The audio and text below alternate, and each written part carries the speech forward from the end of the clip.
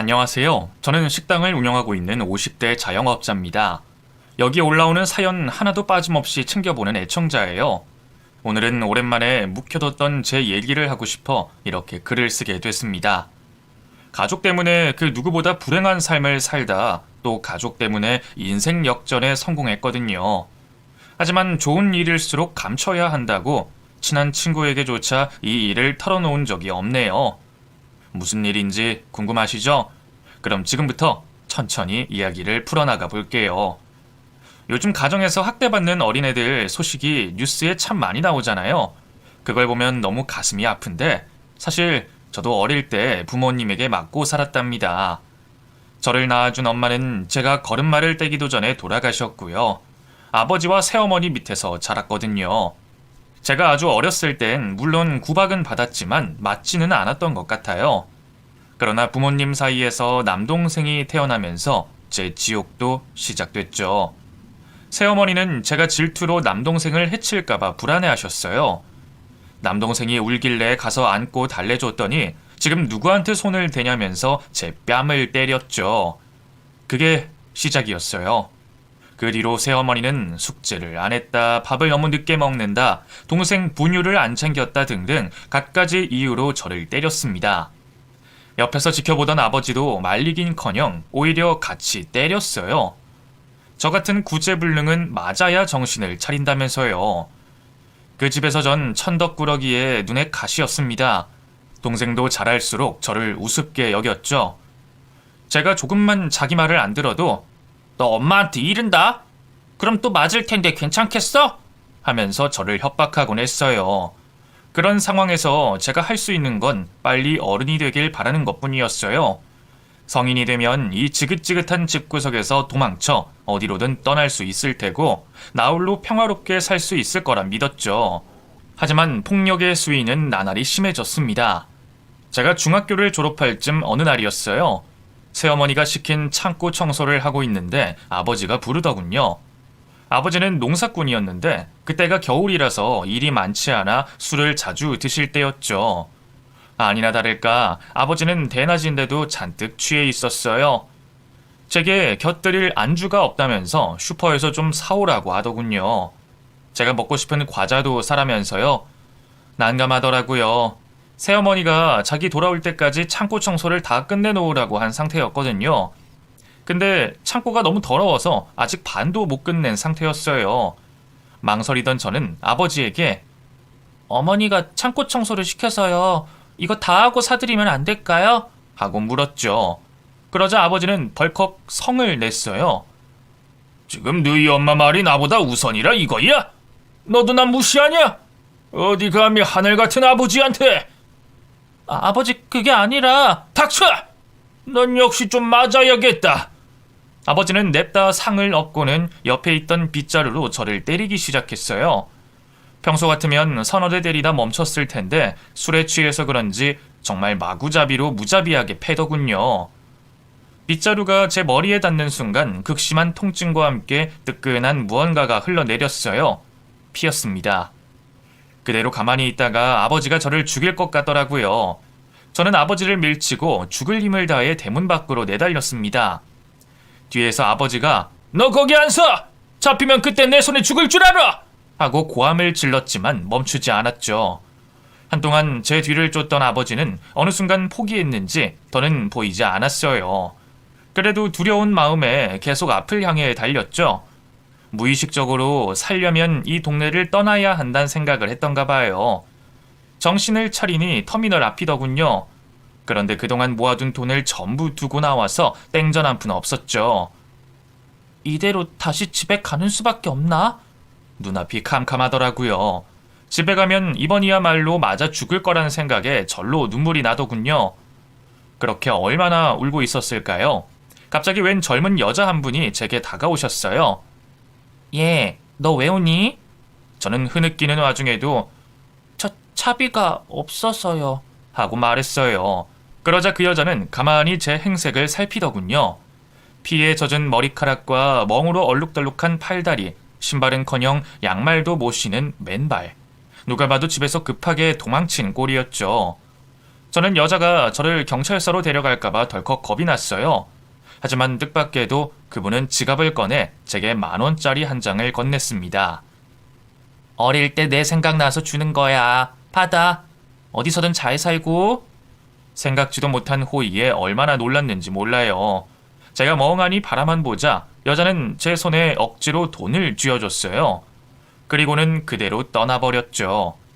너무 고마웠어요. 돌이켜 생각해보면 그건 제가 타인에게 받은 첫 위로이자 도움이었어요. 왠지 모르게 용기가 샘솟는 기분이었죠. 저는 울음을 그치고 그 돈으로 서울행 버스표를 끊었어요.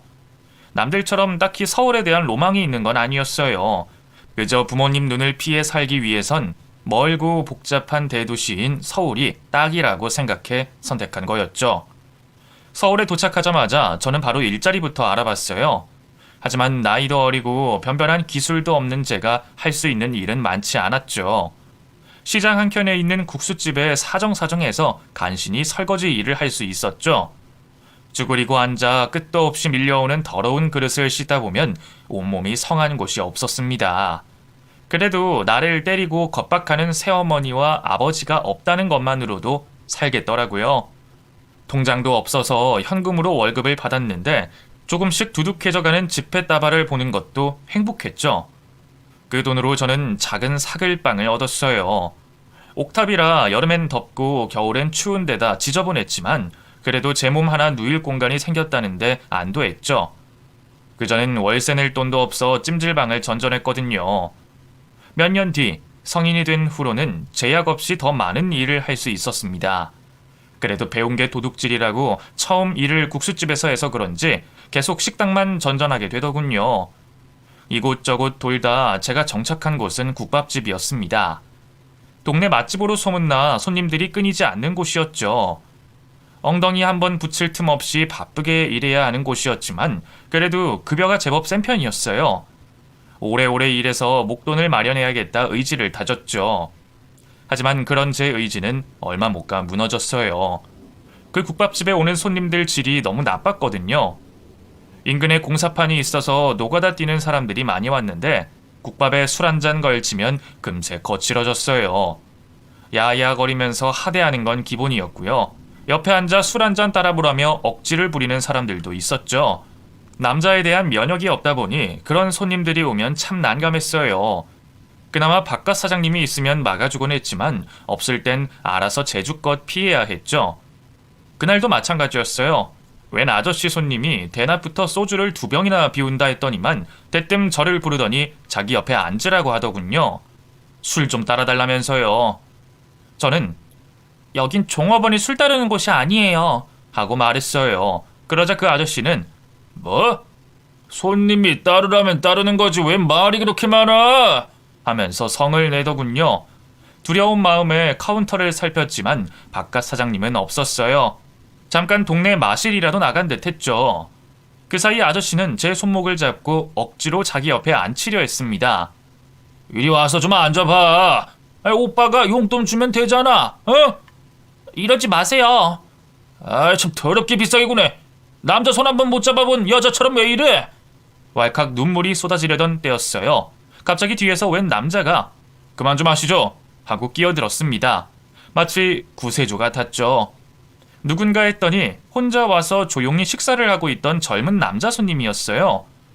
여자 나오는 술집도 아닌데 왜 여기서 이렇게 추태를 부려요? 성추행범으로 경찰에 신고하기 전에 그냥 조용히 그 손 놓으세요. 남자의 말에 아저씨는 화가 난 것 같았어요. 저를 밀쳐버리고는 그대로 남자에게 달려가 멱살을 잡더군요. 이 자식이 어디 건방지게 어른한테. 야, 너 몇 살이야? 몇 살이나 처먹었길래 어른한테 성추행범이니 뭐니 개소리를 해? 몇 살이면 뭐? 그러는 당신은 나이 먹고 이런 쓰레기 짓 하는 게 자랑이야? 덩치 차이가 제법 났는데도 남자는 조금도 두려워하지 않았어요. 오히려 멱살 잡은 아저씨의 팔을 잡더니 그대로 뿌리쳐버렸죠. 보기보다 꽤 힘이 세 보였어요. 아저씨도 그걸 느꼈던가 봐요. 이 새파랗게 어린 게 요즘 애들은 이래서 안 된다니까. 에이, 술맛 다 버렸네. 혼자 욕을 하며 우왕좌왕 하더니만 그대로 가게 밖을 나가버렸어요. 누가 봐도 도망친 거였죠. 그제야 안심이 되면서 다리에 힘이 풀리더라고요. 그대로 주저앉으려는 저를 남자가 달려와 부축해줬습니다. 아가씨 괜찮아요? 어디 다쳤어요? 아니요, 그냥 좀 놀라서. 구해주셔서 감사합니다. 이 은혜를 어떻게 갚아야 할지. 은혜는 무슨, 남자로서 당연히 해야 할 일을 한 거죠. 그래도 도와주셨는데. 전 그러면 앞으로 국밥에 고기 좀 많이 넣어주세요. 자주 올 테니까. 남자는 천연덕스럽게 말하며 씩 웃었어요. 그 얼굴을 보는데 갑자기 심장이 두근거리기 시작했어요. 아까 놀랐을 때와는 좀 다른 나쁘지 않은 두근거림이었죠. 그 뒤로 남자는 종종 가게로 찾아왔어요. 공사판에서 일하는 사람 같아 보이진 않았는데 아니나 다를까 인근 무역회사 직원이라고 하더군요. 무역회사라니, 잘 모르지만 멋진 일을 하는 것 같아요. 대단하시네요. 대단하긴요. 아직 실수투성이라 맨날 혼나기만 하는걸요. 사교성이 없어서 밥도 맨날 혼자 먹고요. 실제로 남자는 회사 동료들과 올 때보다 혼자 올 때가 더 많았어요. 사람들과 함께하는 게 서툴다고 하더군요. 참 의외였죠. 저랑은 대화를 너무 잘하셔서 전혀 그렇게 안 보여요. 그건 그러니까 별 생각 없이 한 말인데 남자는 엄청 당황하더라고요.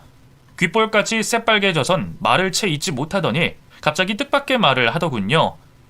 이상하게 수키 씨랑 같이 있는 건 편해요. 대화도 잘 통하고 얘기도 잘 들어주고 그래서 자꾸 오게 되네요. 여기 오면 수키 씨가 있으니까요. 이번엔 제가 당황하게 되더라고요. 남자의 말이 마치 고백같이 느껴졌거든요. 뭐라고 대답을 해야 하나 망설이는데 갑자기 남자가 제게 무언가를 내밀더군요. 영화표였어요. 전에 수키 씨가 영화관에서 영화 본 적 없다고 한 게 생각나서요. 괜찮으면 쉬는 날 같이 보러 가지 않을래요? 얼떨결에 영화표를 받아들자 남자는 자리에서 벌떡 일어났어요. 그리고는 그럼 내일 또 올게요. 인사하더니 도망치듯 사라져버렸습니다. 그 뒷모습을 보는데 저도 모르게 웃음이 나더라고요. 그때 알았어요. 제가 그 남자를 좋아하게 됐다는 걸요. 제 첫사랑이었죠. 함께 영화를 본 뒤 저희는 종종 만났어요. 딱히 누가 먼저 사귀자고 한 건 아니지만 여느 연인들이 그렇듯 자연스럽게 스킨십도 하게 됐죠. 그와 함께하는 모든 시간이 다 봄날 같았어요. 따뜻하고 설레고 화사했죠. 그렇게 만난 지 2년쯤 됐을까요? 어느덧 제가 살고 있던 사글방 계약 기간이 만료됐죠. 연장을 해야 하나 아니면 아예 새 집을 구해야 하나 고민하는데 남자친구가 그러더군요. 자기 집으로 들어오라고요. 뜻밖의 제안에 얼마나 당황했는지 몰라요. 같이 살자고? 동거를 하자는 거야? 제 말에 남자친구는 어이없다는 듯이 픽 웃었어요. 아니, 동거는 무슨, 결혼하자는 거지. 그러더니만 품 안에서 무언가를 꺼내 제게 내밀더군요. 작은 금반지였어요. 10년 뒤엔 꼭 다이아몬드로 해줄게. 능력 없는 놈이라 미안해. 그 소박한 프로포즈에 울컥 눈물이 났죠. 사실 남자친구네 집안도 그렇게 넉넉한 형편이 아니었거든요. 아버지가 어릴 때 돌아가신 뒤로 어머니 혼자 남자친구와 여동생을 힘들게 키우셨대요. 남자친구가 성인이 된 뒤로는 어머니의 뒤를 이어 줄곧 가장 노릇을 했고 말이죠. 이 반지도 남자친구가 얼마나 돈을 아끼고 아껴 샀을지 그 모습이 눈에 선하게 그려지더군요. 남들은 볼품없다 할지 몰라도 제겐 다이아몬드 반지보다 값진 보석이었죠. 왜 자꾸 울기만 해? 거절하려는 거야? 제가 자꾸 울기만 하자 남자친구가 농담을 했어요. 저는 얼른 고개를 가로저었습니다. 아니야, 거절할 리가. 나도 결혼하고 싶어. 당신 닮은 애기도 낳고 싶고 평생 같이 늙어가고 싶어. 제 대답에 남자친구가 저를 와락 끌어안았어요. 그리고 그 여느 때보다 길고 긴 입맞춤을 해줬죠. 다행히 예비 시어머니도 저희의 결혼 소식을 두 팔 벌려 환영해 주셨어요. 오히려 없는 집에 시집 오게 해 미안하다며 죄스러워 하셨죠. 그 아들의 그 어머니였다고나 할까요? 그로부터 몇 달 뒤 저와 남자친구는 혼인신고를 했고요. 정식으로 부부 사이가 됐습니다. 결혼식은 고민 끝에 생략했어요. 부모님과 연을 끊은 지 오래였고 연락할 만큼 친하게 지내던 일가 친척이 있는 것도 아니었으니까요. 다 잊은 줄 알았는데 부모님 생각만 해도 온몸이 옥신옥신거리며 맞고 살았던 기억이 떠오르더군요. 차라리 고아로 사는 게 낫지. 평생 연락하지 않겠다 한 번 더 다짐했죠. 남자친구와 예비 시어머니도 그런 제 뜻을 이해해줬어요. 참 감사했죠. 결혼 생활은 행복했어요. 남편 월급날 삼겹살 구워 먹는 게 최고 특식인 소박한 삶이었지만 그래도 혼자가 아닌 둘이기에 외롭지 않았죠. 결혼한 지 1년쯤 됐을 무렵 그토록 바라던 아기도 찾아왔습니다. 저와 남편을 반씩 닮은 예쁜 딸이었죠. 제가 부모가 돼서일까요? 그 뒤로 종종 돌아가신 엄마 생각이 나더라고요. 덩달아 저를 학대하던 아버지와 새어머니도 떠올랐죠. 그러던 어느 날이었어요. 양반은 못 된다더니 어느 날 불쑥 새어머니에게서 연락이 왔습니다. 충격적인 소식과 함께였죠. 네 애비 죽었다. 그래도 딸인데 장례식 정도는 참석해야 하지 않겠니? 바로 내려올 수 있으면 내려오거라. 얼마나 놀랐는지 몰라요. 교통사고로 갑작스럽게 세상을 떠났다 하더군요. 아무리 미운 정밖에 안 남은 아버지라지만 마지막 가는 길마저 외면하기는 힘들었어요. 결국 저는 남편과 함께 부랴부랴 고향으로 내려갔습니다. 장례식장에서 아버지의 영정사진을 보는데 참 헛헛하더라고요. 한평생 나를 때리고 구박한 죽이고 싶을 만큼 끔찍했던 인간이 막상 이렇게 죽어버리니 기분이 이상했죠. 속이 시원하지도 그렇다고 눈물이 날 만큼 슬프지도 않았습니다. 아무것도 모르는 사람들은 아버지가 죽었는데 눈물 한 방울 안 흘린다면서 뒤에서 수군대더군요. 저는 있을 이유가 없다 싶어 그대로 식장 밖을 나가려고 했어요. 그런데 새어머니가 저를 붙잡더라고요. 몰랐는데 자세히 살펴보니 새어머니도 많이 늙었더군요. 머리는 새치가 가득했고 체구도 기억보다 훨씬 작고 구부정했어요. 왜 이런 여자를 그토록 무서워했던 건지 시간이 참 많이 흐르긴 흘렀구나 싶더라고요. 저를 붙잡은 새어머니는 한동안 아무 말도 하지 않았어요. 견디다 못해 할 말 없으면 그냥 가보겠다고 하니 그제야 입을 열더군요. 너 혹시 돈 좀 있니? 만나자마자 돈 얘기라니 기가 막히더군요. 갑자기 무슨 돈이요? 저는 앙칼지게 되물었어요. 그러자 새어머니는 조심스럽게 아버지 얘기를 꺼내더군요. 네 아버지 말년에 농사 다 말아먹고 빚을 얼마나 많이 졌는지 아니? 본인 앞으로 빚진 것도 모자라서 내 앞으로도 끝없이 빚을 졌다. 그걸 갚아야 하지 않겠니? 제가 이 집이랑 연을 끊은 지가 언젠데 갚으려면 제가 아니라 당신 아들이 갚아야죠. 남동생 얘기가 나오자 새어머니의 얼굴이 하얗게 질렸어요. 승철이 이제 겨우 중학생이야. 그 어린 게 무슨 빚을 갚아? 그럼 그쪽이 갚든가요. 어쨌든 전 돈 없어요. 너 정말? 네가 나 싫어하는 건 안다. 그치만 너도 이제 어엿한 어른인데 책임감 있게 살아야 하지 않겠니? 나라고 너한테 이런 얘기를 꺼내는 게 쉬웠는 줄 알아? 개벌은 남 못 준다고 새어머니는 또 저를 향해 언성을 높이기 시작했어요. 금방이라도 때릴 것처럼 말이죠. 저는 상대하고 싶지 않아서 그대로 자리에서 일어섰습니다. 기다려, 아직 얘기 안 끝났어. 새어머니는 다급하게 그런 저를 붙잡아왔어요. 진절머리가 나서 새어머니의 팔을 잡은 채 그대로 밀쳐버렸습니다. 또 때리기만 해요? 그럼 그땐 경찰서로 가서 당신이 어릴 때 나한테 했던 짓 다 얘기할 거니까. 제 협박 아닌 협박에 새어머니는 놀란 눈치였어요. 그러다 감정이 북받쳤는지 갑자기 울기 시작하더군요. 그럼 나더러 어쩌란 거니? 너희 아버지가 남긴 빚은 한정 포기인지 뭔지 해서 없앨 수 있다는데. 그 망할 인간이 내 앞으로도 돈을 빌려놨단 말이야. 그 빚만 1억이 넘어. 그 큰 돈을 평생 집에서 살림만 했던 내가 무슨 수로 갚겠어? 응? 새어머니가 우는 걸 보는 건 처음이었어요. 지난 세월 탓인지 한층 더 늙고 초라해 보이더군요. 제가 마음이 약해진 걸 알았는지 새어머니가 제 발치에 매달려 왔어요. 이 애미 좀 한 번만 살려 죽어라. 하필이면 돈도 사채업자한테 빌려서 한 달 이자만 몇백이야. 주변에 돈을 하도 빌려대서 이제 더는 빌릴 곳도 없고 당장 승철이 급식비도 없어서 얘가 학교에서 굶고 있다. 저는 지갑을 꺼내 지폐 몇 장을 새어머니 손에 쥐어줬어요. 이 정도가 제 최선이에요. 더는 연락하지 마세요. 저는 도망치듯 그곳을 빠져나와 서울로 올라왔어요. 하지만 그 뒤로 새어머니는 끈질기게 제게 연락해 도와달라 했습니다. 그냥 우는 소리로만 넘길 수가 없는 게 아버지가 돈을 빌린 대부업체가 그 지역에서 꽤 질 나쁘기로 소문난 곳이었어요. 당장 돈을 안 갚으면 죽여버리겠다면서 동생이 보는 앞에서 새어머니에게 칼을 휘둘렀다더군요. 급기야 동생까지 제게 전화해 제발 살려달라고 빌더라고요. 누나, 내가 잘못했어. 어릴 때 아무것도 모르고 누나 괴롭혀서 미안해. 내가 뭐든 다 할 테니까 제발 우리 엄마랑 나 한 번만 살려주라. 이 은혜는 내가 커서 꼭 갚을게. 어린 동생까지 그렇게 매달리니 더는 무시할 수가 없었습니다. 남편과 시어머니 역시 할 수 있는 만큼만 도와주자고 하더군요. 결국 저는 여러 시중은행과 카드사에 나눠서 돈을 빌렸어요. 주부인 제 앞으론 대출이 나오지 않아서 전부 남편 명의로 빌려야 했죠. 그런데도 남편은 지금까지 성실하게 일하길 잘했네. 다행이다. 그치? 빚은 앞으로 우리 둘이 열심히 갚아 나가자. 아직 젊으니까 괜찮아. 하면서 웃을 뿐이었어요. 너무 미안하고 고마웠죠. 저는 어렵게 마련한 돈으로 새어머니의 빚을 전부 갚아줬습니다. 새어머니는 서울까지 올라와서 고맙다며 제 손을 잡고 눈물을 흘렸어요. 내가 다시 만나서까지 이렇게 못나게 굴어서 미안하다. 믿을지 모르겠지만 네가 그렇게 떠난 뒤에 종종 네 생각이 났어. 어린 너한테 너무 모질게만 굴어서 늦었지만 지금이라도 사과하마. 그 사과에 당장 새어머니에게 남아있던 앙금이 스르르 녹은 건 아니었어요.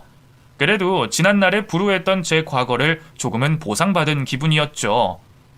집에 빚이 생기니 더는 살림과 육아만 할 수가 없더라고요. 저는 어린 딸을 시어머니에게 맡기고 다시 일자리를 알아보기 시작했습니다. 식당 일은 영 돈이 안 돼서 뭔가 더 좋은 일자리가 없을까 알아보는데 때마침 지인 한 명이 간병인 일을 추천해 주더군요.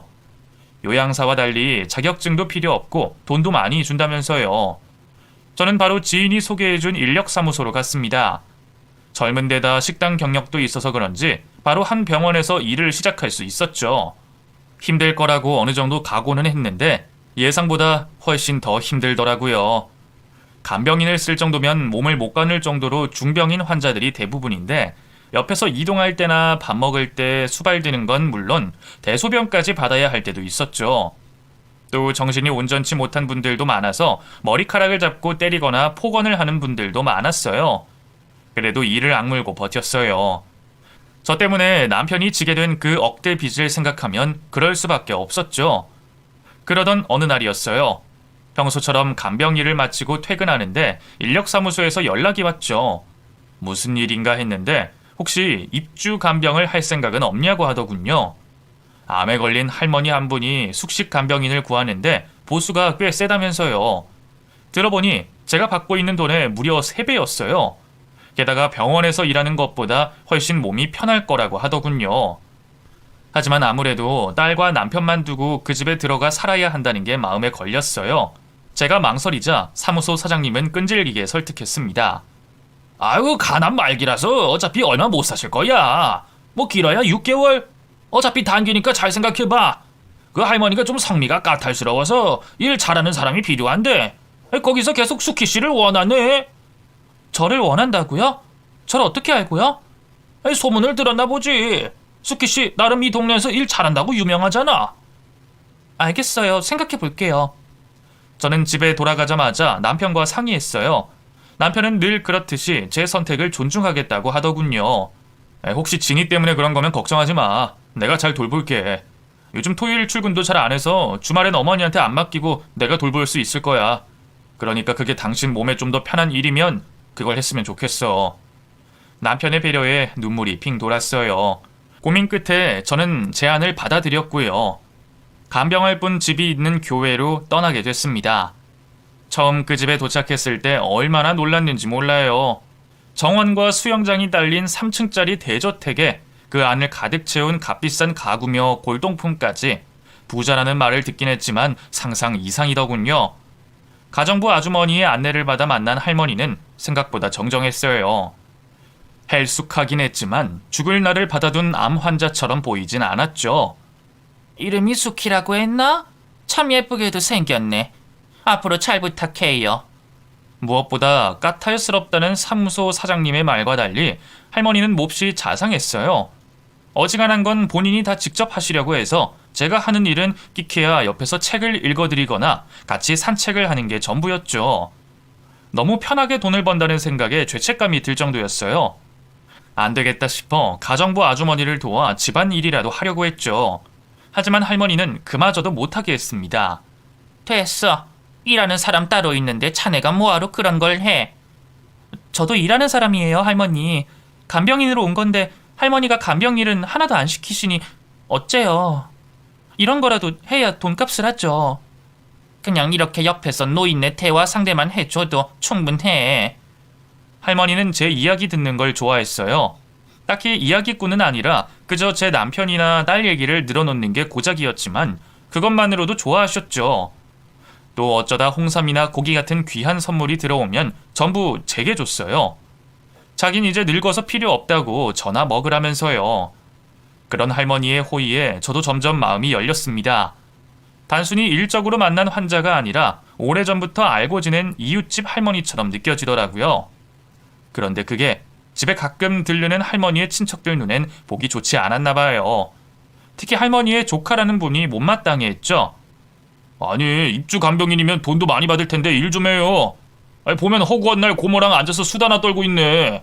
고모 죽으면 이 집이며 돈 다 내 거 될 텐데 결국 그쪽이 내 돈 축내고 있는 거라고요. 알겠어요? 죄송합니다. 뭘 하려고 해도 할머니가 워낙 정정하셔서. 네 참. 그럼 간병인은 왜 쓴대? 간암 말기가 아니라 치매인 거 아니야? 건장한 남자가 위압적으로 나오니 무서운 건 둘째치고 할머니에게 막말하는 게 좀 그렇더라고요. 저도 모르게 욱하는 마음에 아프신 분한테 말 좀 가려서 하세요 하고 쏘아붙이고 말았죠. 그러자 조카는 울컥 화를 냈어요. 뭐야? 간병인 주제 너 지금 말 다 했어? 누구한테 감히 훈계질이야? 소란이 일자 위층에 있던 할머니에게도 들렸단가 봐요. 아래층까지 내려와 무슨 일이냐고 묻더군요. 그러자 조카는 불쌍한 표정을 지으며 말도 안 되는 거짓말을 하기 시작했어요. 아니, 이 사람이 볼 때마다 일은 안 하고 놀고 있길래 한마디 했더니 그게 못마땅했나 봐요. 막 욕을 하면서 무슨 상관이냐고 하네요. 제가 언제 그랬어요? 와, 고모 앞이라고 바로 꼬리 내리는 거 봐요. 참나. 이 사람 계속 써야 해요? 그냥 다른 간병인으로 바꾸죠. 저는 할머니가 당연히 하나뿐인 조카 편을 들 거라고 생각했어요. 하지만 할머니는 내가 수키를 본 지가 고작 한 달밖에 안 됐지만 그런 말을 할 애가 아니라는 것쯤은 안다. 네가 먼저 말도 안 되는 시비를 걸었겠지 하면서 오히려 조카를 나무라더군요. 지금 나 말고 저 어디서 굴러먹다 왔는지도 모를 간병인 말을 믿는 거예요? 네? 시끄러워. 이 노인네 암 환자인 거 잊었냐? 더는 귀찮게 굴지 말고 용돈 받았으면 얼른 너희 집에 나가. 그 나이 먹고 언제까지 백수로만 지낼 거야? 앞으로는 국물도 없다. 할머니는 그대로 조카를 쫓아내버렸어요. 그리고는 제게 놀랍겠다고 방에 들어가 쉬라고 하더군요. 감격스러운 한편 의아하기도 했어요. 왜 이렇게 저를 좋게 봐주시나 해서요. 그 수수께끼는 곧 풀렸습니다. 어느 비 오는 날 할머니 팔다리를 주물러 드리고 있을 때였어요. 문득 할머니가 저를 보더니 우리 딸도 이렇게 비 오는 날마다 내 팔다리를 주물러줬지 하더라고요. 따님 생각이 나는가 보다 싶어서 따님 보고 싶으세요? 전화라도 해보실래요? 하고 말을 걸었죠. 그랬더니 돌아온 대답은 충격적이었어요. 죽었어. 하나밖에 없는 딸년이었는데. 정말 얼마나 놀랐는지 몰랐어요. 너무 죄송하더라고요. 제가 괜한 얘기를... 죄송해요, 할머니. 벌써 오래전 일인걸. 괜찮아. 할머니는 제 얼굴을 물끄러미 보더니만 다시 입을 열었어요. 자네를 보면 자꾸 내 딸이 생각이 나. 딱 자네 나이만 할 때 죽었거든. 그렇게 죽을 걸 알았으면 그때 그렇게 보내는 게 아니었는데. 그제야 알 것 같더라고요. 할머니가 왜 그렇게 제게 친절했는지요. 저를 보면 자꾸 딸 생각이 나서 그랬던 거죠. 할머니 말하는 걸 듣고 있자니 뭔가 사연이 더 있는 것 같더라고요. 저는 조심스럽게 다시 입을 열었어요. 따님이랑 무슨 일 있으셨어요? 금이야 오기야 잘 키워놨더니만 웬 놈팽이 같은 놈이랑 결혼하겠다잖아. 나랑 남편이 반대하니까 그 길로 집을 나가버렸지. 딸도 남편도 고집이 너무 세서 몇 년 동안 서로 찾긴커녕 연락도 안 했어. 끼케야 지 결혼사진 한 장 보내온 게 전부였지. 마치 시위하듯이 말이야. 그게 괘씸해서 그 이후로부터 더 모른 척 살았는데 그 세월이 너무 후회스럽네. 할머니의 얘기가 남일 같지 않았어요. 저도 돌아가신 아버지와 그렇게 생각지도 못하게 이별했으니까요. 또 떼어놓고 온 제 어린 딸도 생각나더군요. 저는 저도 모르게 할머니를 끌어안고 말했어요. 하늘에 있는 따님분도 할머니 마음 다 이해하실 거예요. 나중에 만나면 지금 앙금도 싹 풀릴 테니까 너무 걱정 마세요. 모녀 사이란 게 다 그렇잖아요. 제 위로가 통했던 걸까요? 할머니는 껄껄 웃으셨어요. 그래, 어차피 살 날도 얼마 안 남았으니 딸도 금방 만나겠지. 아이고, 그런 뜻으로 말씀드린 건 아니에요. 그래도 오래오래 사셔야죠. 그렇게 말해주니 고마워. 자네밖에 없네. 저는 할머니가 오래 살길 바랬어요. 하지만 제 바람과 달리 겨울이 오면서부터 할머니의 건강은 급격하게 나빠졌습니다. 결국 다시 병원 중환자실로 가야만 했죠. 저는 그곳까지 따라가 할머니 곁을 지켰어요.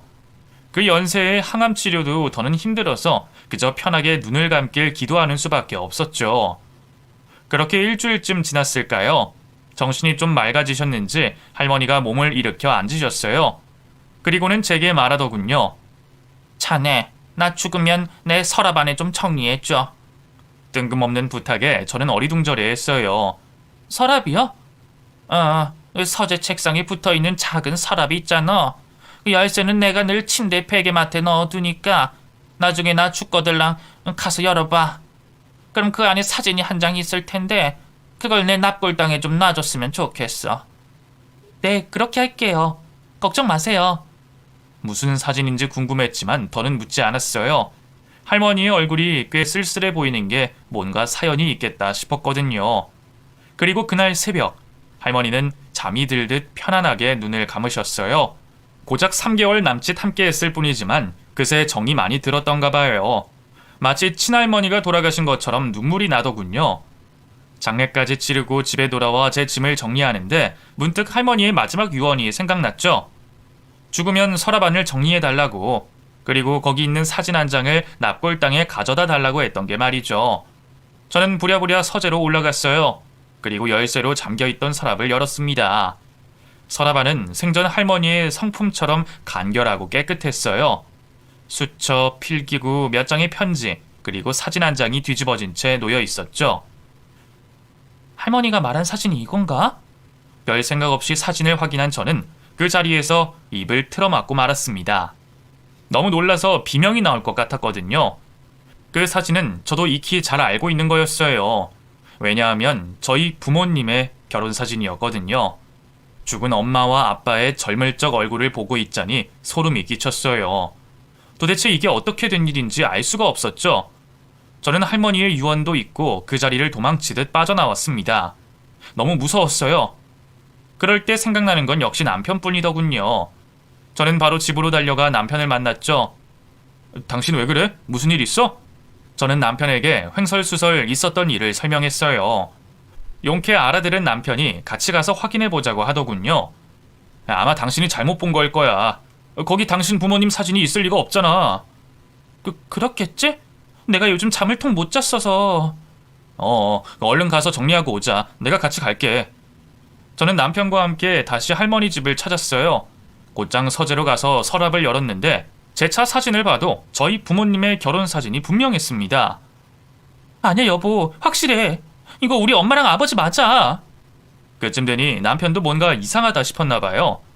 서랍 여기저기를 뒤지더니 밀봉된 편지 한 통을 찾았습니다. 거기엔 제 이름이 쓰여 있었죠. 여보, 이거 할머니가 당신 앞으로 남긴 편지 같은데? 한번 뜯어서 읽어보자. 저는 바로 편지를 뜯어봤어요. 남편의 말처럼 할머니가 제게 쓰신 편지가 맞더군요. 그리고 그 편지에 쓰여진 너무 충격적인 진실에 전 그대로 굳어버리고 말았습니다. 믿을 수 없게도 편지는 사랑하는 내 손녀딸 수키야 로 시작됐어요. 맞아요. 서랍 속 사진은 언젠가 할머니가 말했던 그 사진, 집 나간 딸이 보냈다는 결혼 사진이었어요. 할머니의 집 나간 딸은 바로 돌아가신 제 엄마였고, 즉 할머니는 저희 외할머니였던 거죠. 할머니는 그 사실을 알고 있었어요. 딸이 죽고 나서야 손녀가 하나 있는 걸 알게 됐지. 그땐 우리 딸을 죽게 한 게 너와 네 아비 같아서 꼴도 보기 싫었는데 그 뒤로도 자꾸만 생각이 나더구나.